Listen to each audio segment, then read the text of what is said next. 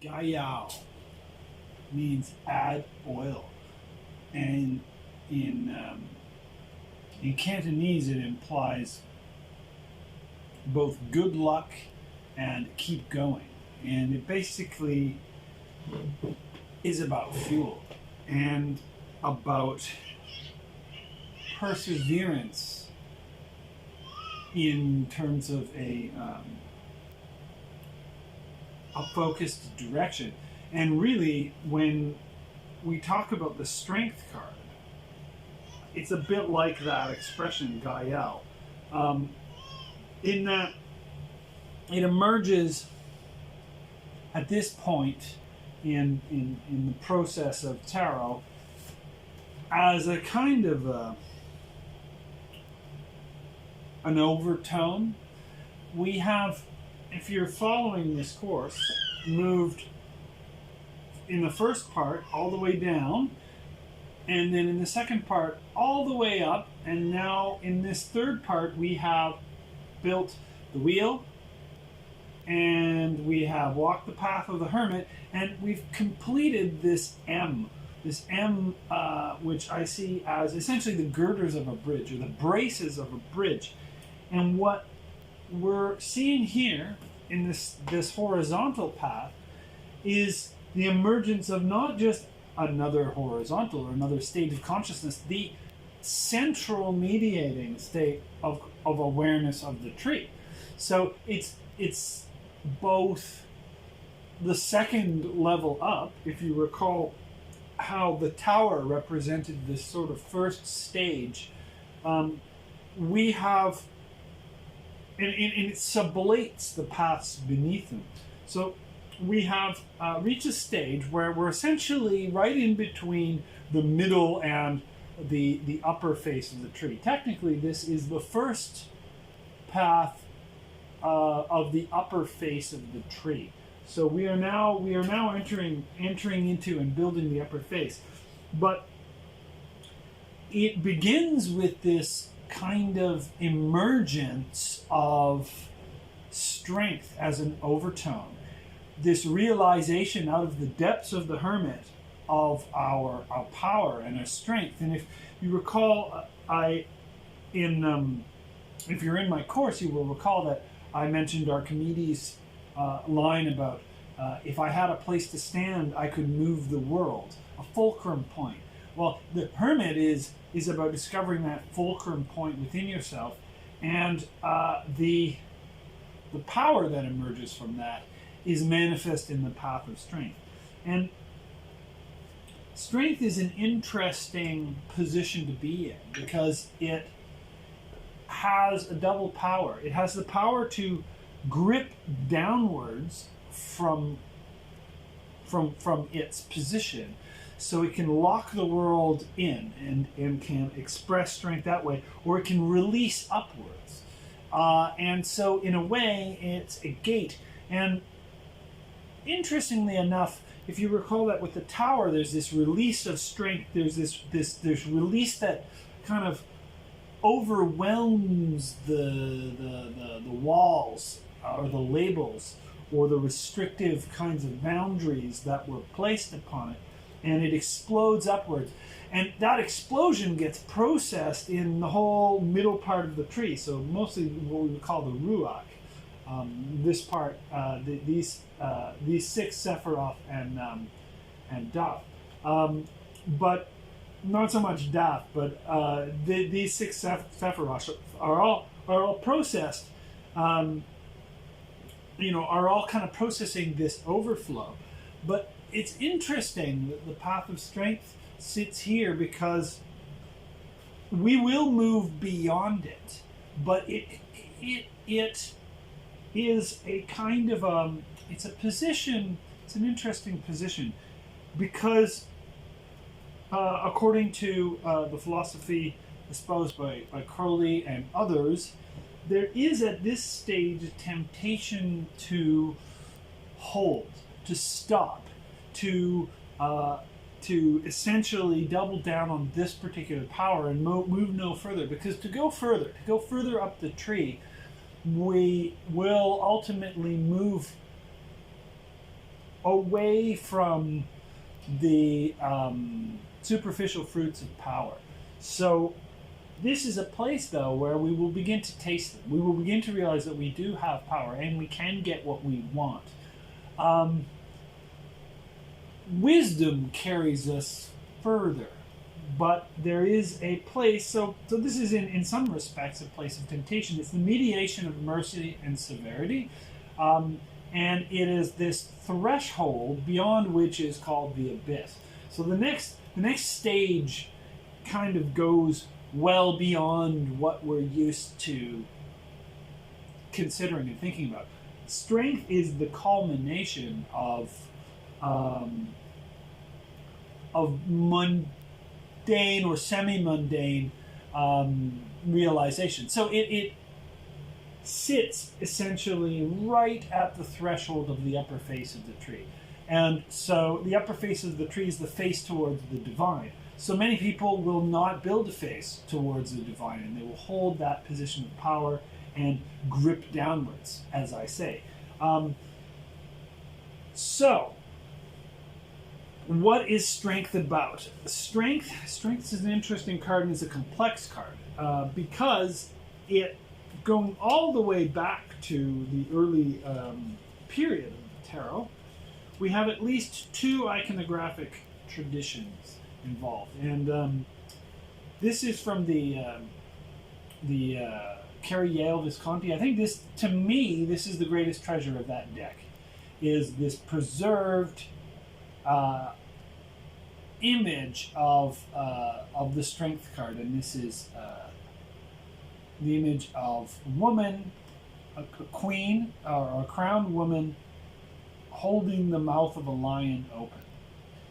And the other tradition, which you see in some Marseille, which is to some degree eclipsed, but mostly this is what we'll see in tarot decks. It's certainly what we see in the this motif we see in the Rider Waite. This is the image of Hercules. He's beating down the Nemean lion. I think this is kind of funny. People have sort of made the joke. He's about the size of a pug, right? So this is almost an image of a bully, right? It kind of looks. It's an interesting image. The title of this card in the Marseille is the Force. It's not strength; it's force, and we can see in this Italian deck. This Italian deck has does have the image of the woman taming the lion. Notice, I mean, she's looking a little crazed, but notice that her hat in this one does actually have a lemniscate or a figure 8. This becomes important, as we will see. But what I want to draw your attention to is that this is called La Forza. This card is numbered 11. Notice that the Viscontis do not have numbers, but the Marseille do have a numbering system. And in the Marseille numbering system, as we've discussed extensively through the course, the force is, strength is 11. This changes with the Golden Dawn. And really, I would say that the swapping of 11 for 8 is the move that allows the Kabbalah to be dovetailed with the tarot. I feel that a Marseille deck without that swap is suitable on its own. It's better to keep it separate from the Kabbalah. The Kabbalistic method, in my opinion, the Kabbalistic marriage is going to require either accepting the Rider-Waite method, which is to swap out 11 for 8, so the strength becomes 8, or to try and take on Crowley's. Crowley tried to preserve the 11 by doing other swaps, which we've discussed. Crowley's comes out as a bit of an outlier here. So this looks to me, and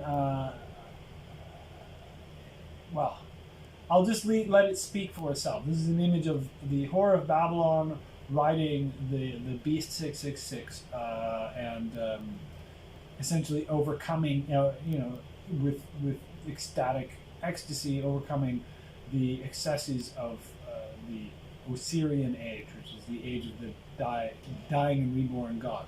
So this is Crowley's Emblem of the Beast. And so he's placed this very strongly in the strength card. With strength as 11, in marriage to the Kabbalah, it ends up, on the one hand, displacing the alphabet, as we discussed in other videos. But on the other hand, it ends up triggering the 11-fold pattern. So the 11-fold pattern that I'm referring to is abracadabra or abrahadabra. And it is a extremely important magical tool. We've talked about the Tetractys. We talked about this mostly in week 21 when we were talking about justice. And one of the things I said there is that if you were to take the Rider-Waite example, then abrahadabra is essentially going to activate the justice card. It's going to create a system of balance. It's going to be very, very Matian in a sense. If, however, you run it through the Marseille or you run it through Crowley's, you will end up with it activating strength. So it ends up being more about force in the sense of compelling the world, in the sense of power, power applied to violently quell the force of the world. So that's why I kind of bring this up, as resonating with the two kind of tones, if you will, of strength. This to me resonates more with strength, consider it as 11. This to me resonates more with strength, considered as 8. Even though, of course, in the Marseille, I think both show up in the Marseille, depending on which Marseille. Okay, so I use strength as 8. And so I'm going to not mention the 8-11 switch again, and I'm just going to trust people to work out their own preferences. Again, at this stage of the game, I see it all sort of superposed, although the fundamental chassis of this system does have this card as 8.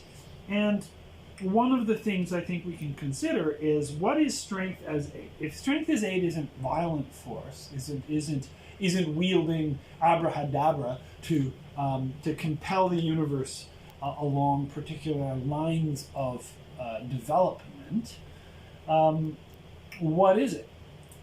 So I see a picture here. I'm reminded of the phrase, music or beauty tames the savage beast. Music and beauty are related because of the concept of harmony. And the number 8 is essential to music because it reminds us of the octave. So what I see here is a kind of strength that tames chaos, which is this lion, tames it through harmony, through basically through music, and particularly through music married to mathematics, which is what Pythagoras brought to bear on the world, and it, to me, is the key to this particular card. Is the strength that's happening here is a kind of strength of character. It's a strength of integrity, and it's a strength of harmony.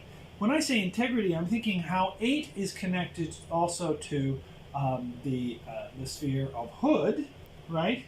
Which is Mercury, which is Hermes, which is the idea of hermetically sealing.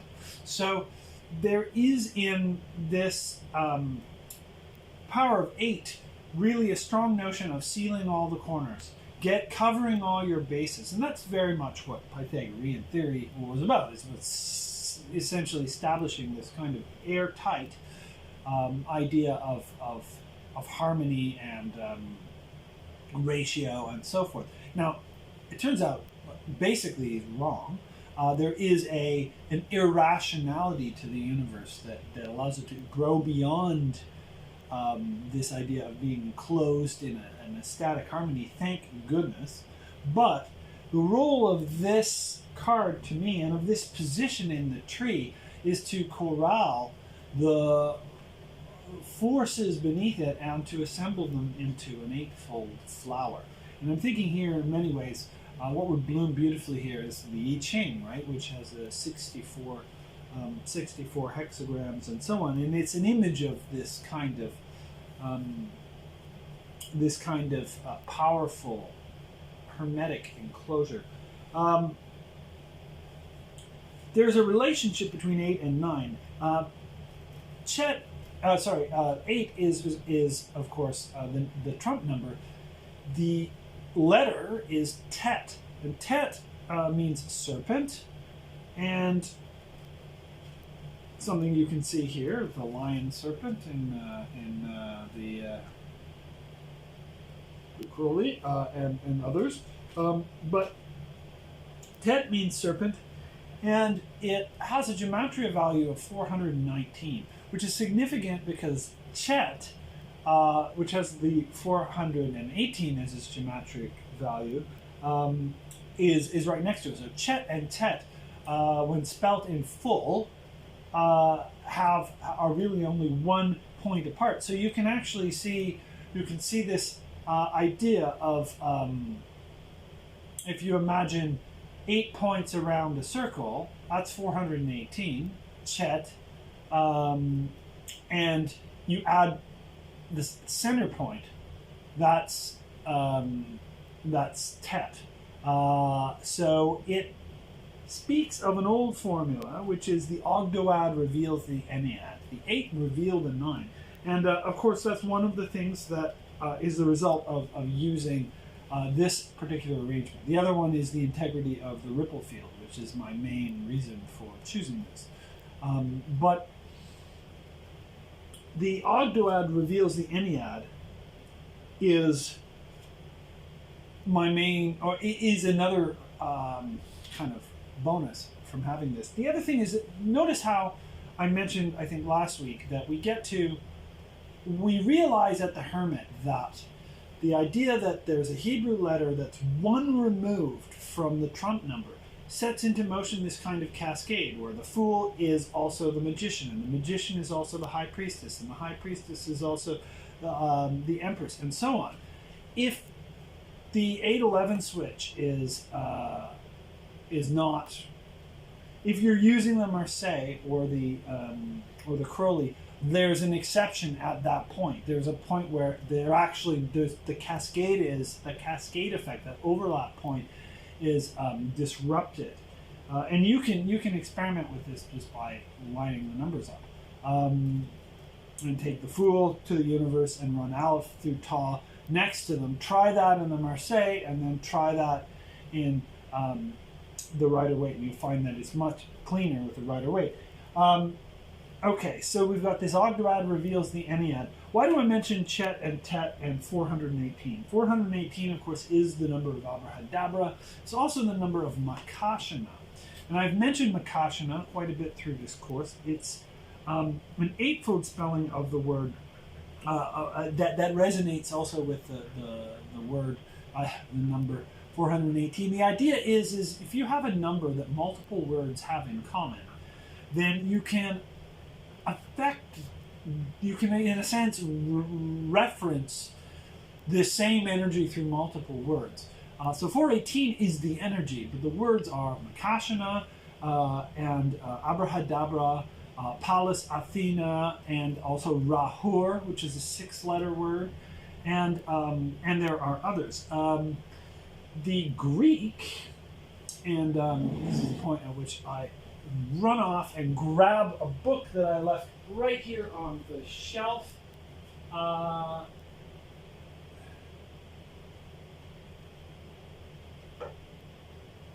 There it is.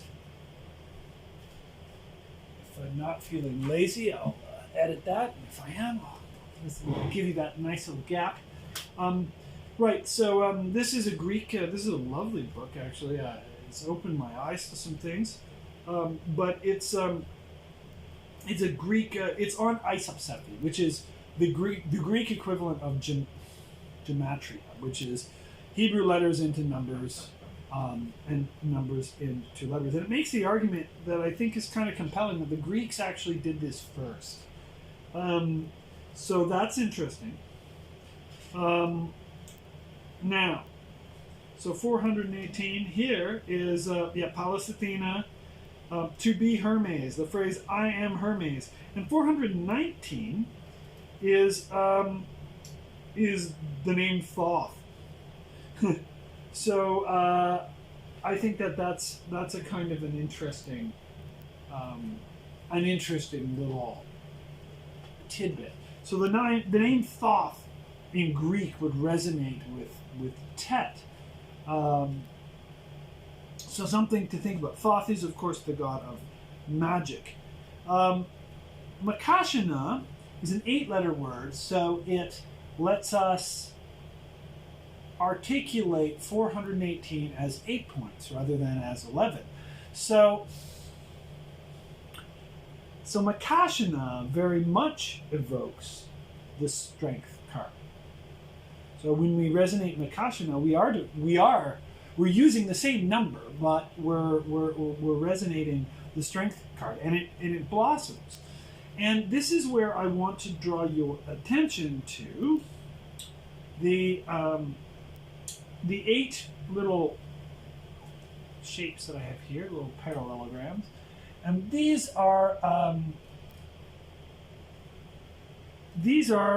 is actually a tetrahedron ring, and it's the numbers 1 to 32 that are assigned to the triangles of 8 tetrahedra. This will fold up into a tetrahedron.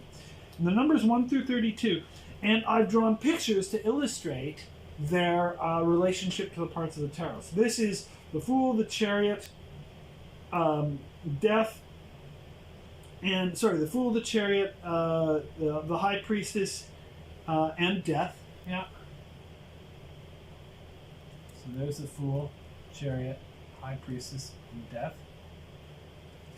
So these energies have the numerical value of 66, which is the sum of the numbers between 1 and 11. So this again resonates with and interfaces with Abrahadabra. So you can see there's incredible sophistication and layers.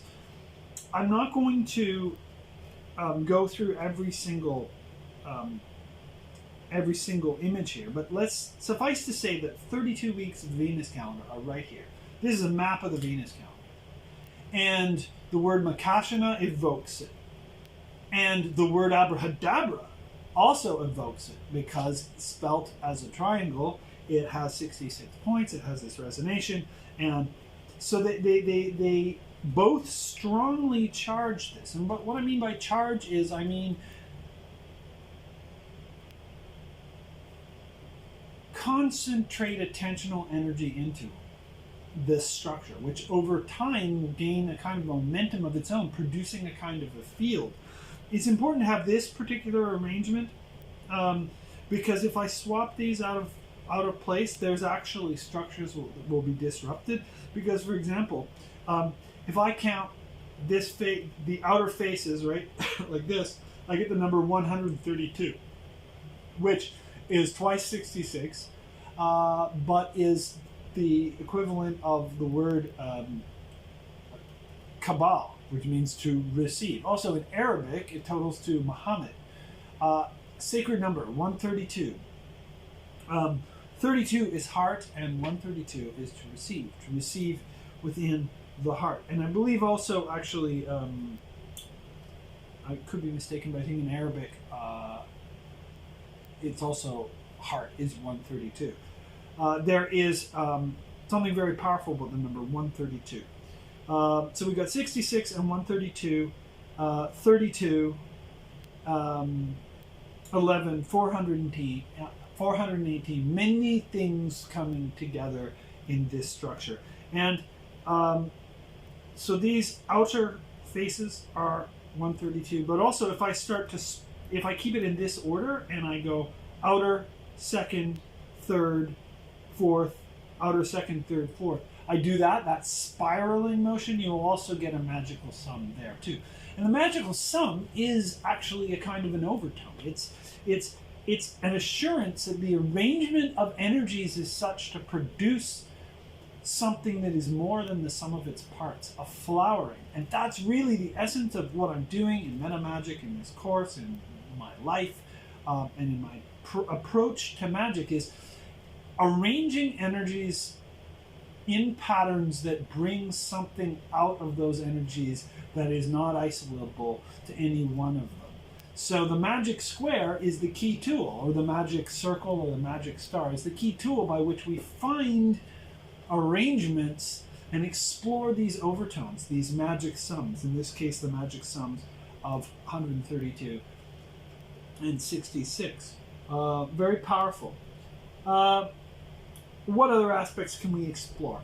So another thing to consider with this is on the 19th path, this is we're talking key scale. Remember, there's 3 levels of number, right? There's the number of the trump, there's the number of the letter, and then there's the number of the path or sphere. And so this is number 19. And if you take the sum of the numbers between 1 and 19, you get 190, which I think is quite nice, quite elegant, right? It's the sum of all the numbers between 1 and 19 is 10 times 19. That's pretty nice. And it also tells us a little bit about the relationship between strength, or Leo, and the sun. So the sun rules Leo, and 19 is the sun. So you see a secret passage leading us from strength to the sun. Remember, I also mentioned, okay, no, never mind that. Right, so the other thing to consider is what's the opposite card of strength? Believe it or not, it's death. So death, which is assigned to the Hebrew letter nun, which means fish. And what is it? I mean, how do you parse death and strength as part of the same kind of continuum? And at first it might seem counterintuitive, but actually it's quite clear that the fact of mortality is what gives us strength. The fact of struggle, the fact of our incarnation in a body that is subject to death, it gives meaning to the idea of strength and of vigor. And if you remember the analogy I gave of crossing the river, either going straight on or allowing yourself to drift or angling up or ultimately becoming the salmon, that's very much about this relationship of death to strength. And the salmon, if you think about it, it's this muscular fish. The salmon, in swimming straight on into the oncoming stream of water, is essentially constantly undergoing hormesis, which is positive stress, which is the stress that produces this kind of strength. So it's a message to turn into the current of life, not to be drifting but to turn straight on towards the source and allow that, if you will, intensity to produce strength. And I guarantee you, if your general attitude is to move towards the source of your own discomfort and to take it on and to bear that responsibility, you will become very, very strong. If you avoid what pains you, you will become weak, and you will lose definition of integrity, a definition of intensity. There's a relationship, I would say, with the devil in this card. I mean, the devil, because this is a culmination of the alchemical process. So, this early stage, I think we were talking about the principal concept was the sun becoming the star, the realization that the sun is the star. And then this middle phase, starting with the devil, which gives us trauma and prima materia, is this alchemical narrative. And the alchemical narrative peaks, in my opinion, here. Because here is where the gold actually blooms. If you took something from the devil path and gathered it in the crucible that is temperance and carried it all the way, by now it will be blooming.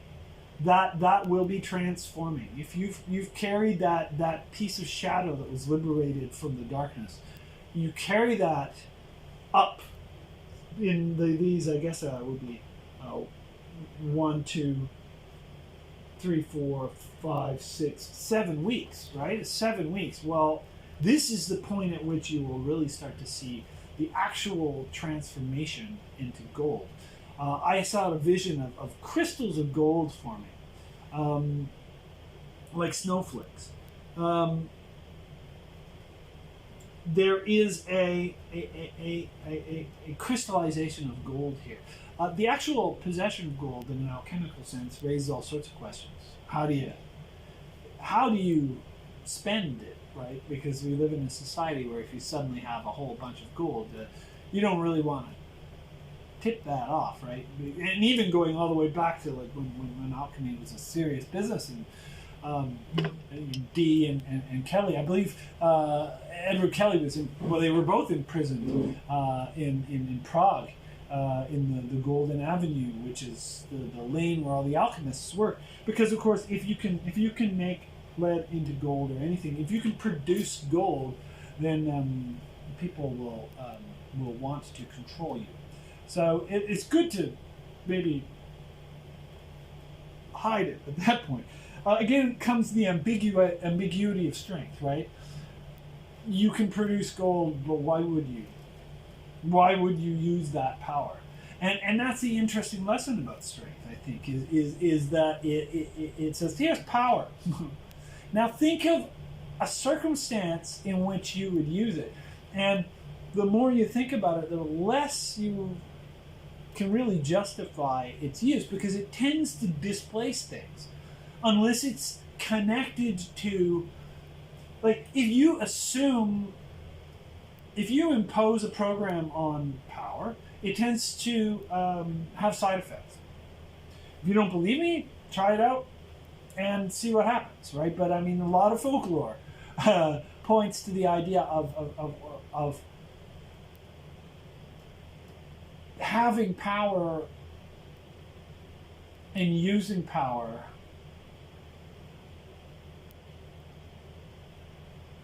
it's better to have and not use power than to use power.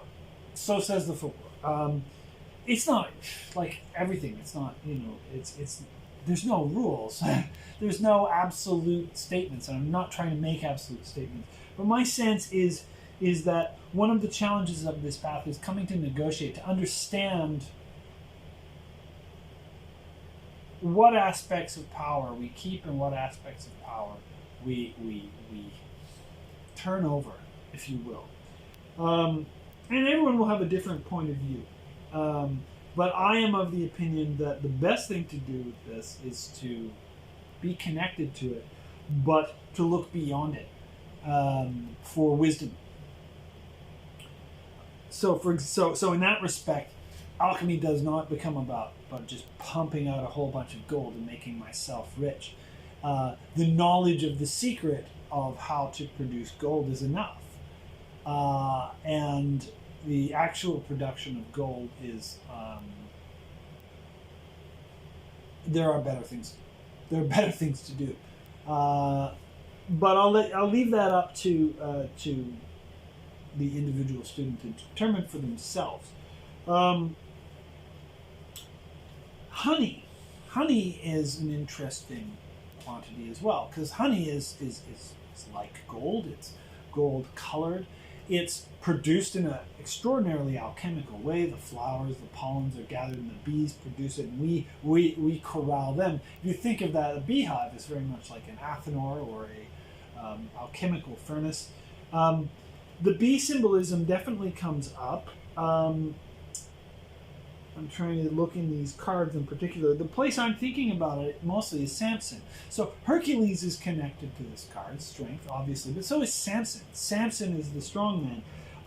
Samson's quite a character. If you read him in Judges, he does stuff like set foxes on fire and burn people's fields down, and he's really he's quite a aggressive dude, and he has a riddle, and I believe it is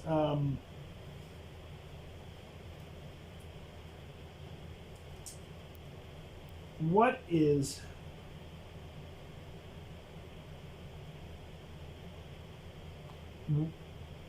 out of the eater came something to eat, out of the strong came something sweet.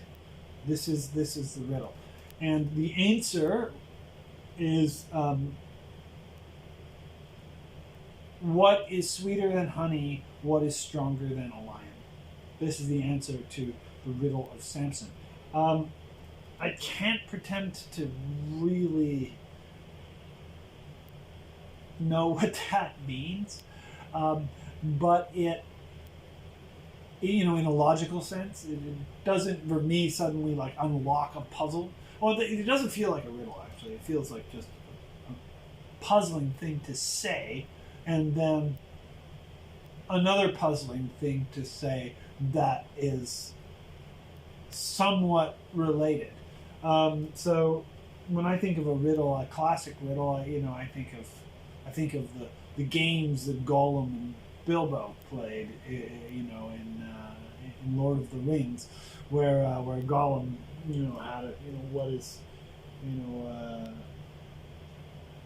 what is without lock or key, but yet within golden treasure is hid, and it turns out it's an egg. There's an answer, and the answer satisfies the initial statement. Out of the eater came something to eat, out of the strong came something sweet. I'm not sure that's satisfied, particularly by the statement, what is sweeter than honey, what is stronger than a lion. It sounds like just another level of riddle. And maybe that's the key. Maybe he never answered the riddle, he just compounded it. But the point then is basically this solar symbolism that's coming in.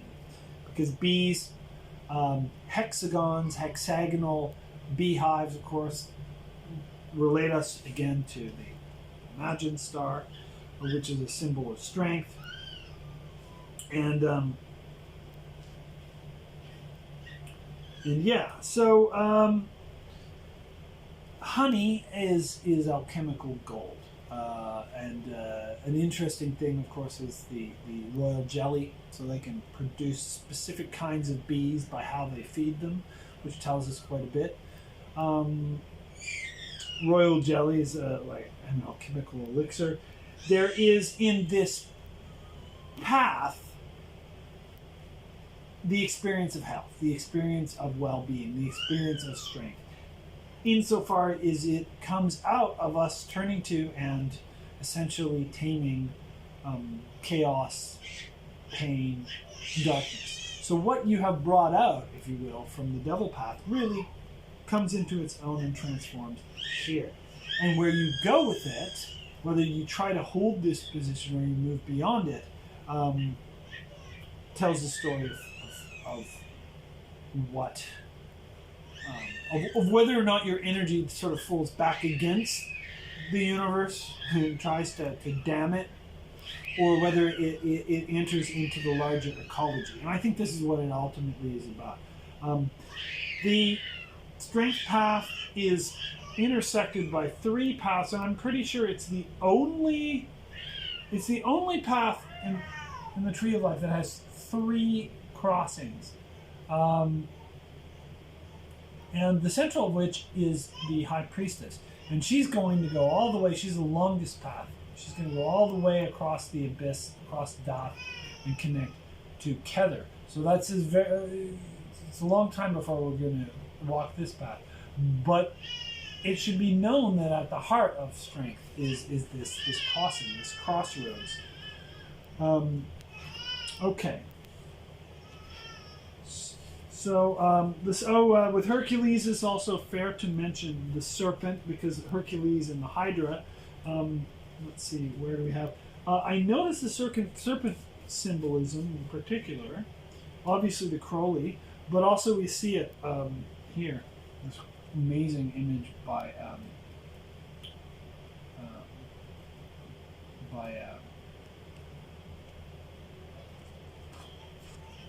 Corrington. What am I doing today? Yeah, sorry, that's Carrington. Leonora Carrington. If you've been following me, you know that I've said this a million times today. It's just I brain fart. But yeah, so Leonora Carrington's strength card, again with the Lemnis Gate, right? The figure 8. What does this mean? This obviously means eternity. And it's interesting in the Rider-Waite, it appears here in a vertical form with the Magician. And I think it can be fair to say that in a sense, strength is magic. Strength is the power of magic as wielded by the Magician. And this connects the number 8 again, because 8 is Hod, the sphere of the Magician, connecting it directly to Bet, or to the Magician. So these, especially when you're dealing with 8 here, you've got a very powerful connection between the Magician and strength. So much so that I think it makes sense to view strength as the force of the Magician, which can go in either direction, right? It can release upwards or grip downwards, and that's part of the point. Here we have Tarot of the Holy Light. Nice, complex, very alchemical version of it. Sun and the moon, fire and water, a laurel-wearing lion. I like it quite a bit. Yeah, quite a nice card.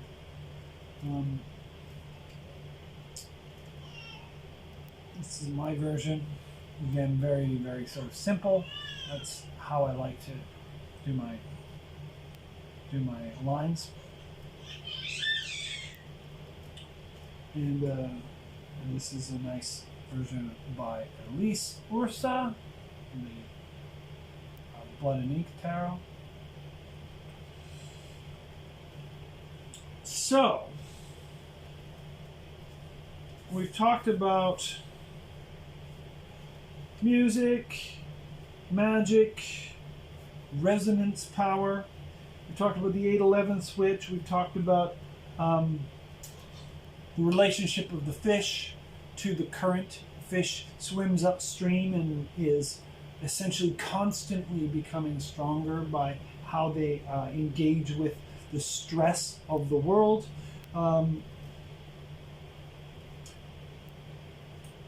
Yeah. Let's say a couple more things. So in the previous two paths, we have the wheel and then the hermit. And the hermit is the axle of the wheel. The hermit's staff yokes the wheel. So now we have a dynamo. We have a dynamo. And I am going to say that strength is the dynamism of the wheel, is the kinetic energy of the wheel, is that spin. And so there is a kind of an input, some kind of fuel. And I believe that this relates to the relationship of the devil or trauma and the process of transforming trauma into health by facing it, by dealing with it. And that dynamo is what gives us the power here at this juncture, at this middle rung of the threefold ladder. And so this becomes especially important as we move on. But this coupling of wheel and axle, of stasis and dynamism, of intensity, or of presence and intensity that has yoked the horizontal and the vertical, right? The lingam and the yoni, if you will. comes together and has this beautiful solar emanation. 19, of course, I mentioned. 19 can be related to, if you remember, the unique magic hexagon. So that again suggests the honeycomb. But yeah, the energy produced by strength is the driving of the wheel itself. And I'll bring this all full circle and say we have in these 4 paths encountered ourselves. So we've began to build a face towards ourselves. So sacrifice, balance, centeredness, and silence are these 4 paths in the center, the mesoprosopus, the mesocosm, the place of integrity, the place where we face ourselves, the face towards the world, the face towards ourselves. And this is what gives us the ability to create the face towards the divine.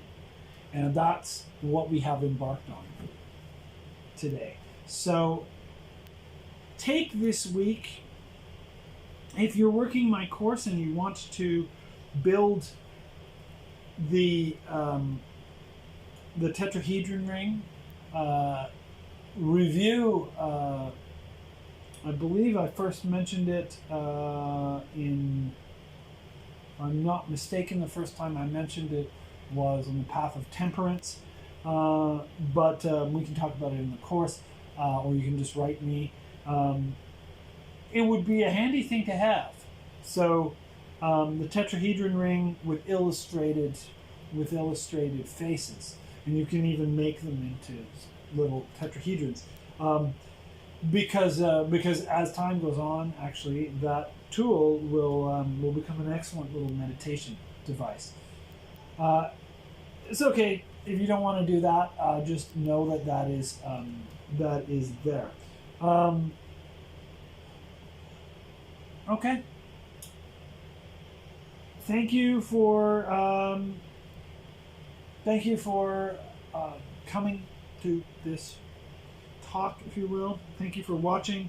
If you're in the course, I'll see you shortly for our live class, and give some thought to what strength means and how you should use it. What's the difference between force and integrity, and where will we go from here? Okay. My name is Dr. Peter Duchemin. This is the Forest of Life Venus calendar, week 24, the Path of Strength.